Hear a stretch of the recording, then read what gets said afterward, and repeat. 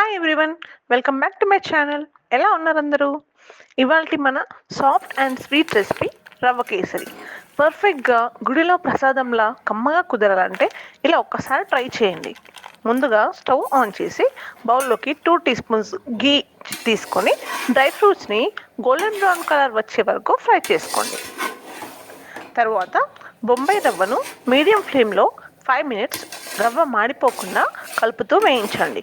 మరో పక్కన వాటర్ను వేడి చేసుకోండి. ఇదంతా బాగా ఫ్రై అయ్యాక వేడి చేసిన వాటర్ను యాడ్ చేస్తూ బాగా కలుపుకోవాలి.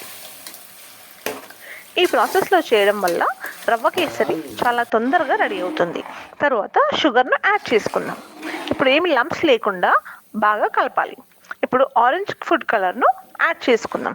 ఇది కేవలం ఆప్షనల్ మాత్రమే, మీకు నచ్చితేనే యాడ్ చేయండి. లాస్ట్లో ఘీ ఇంకా డ్రై ఫ్రూట్స్ని యాడ్ చేయండి.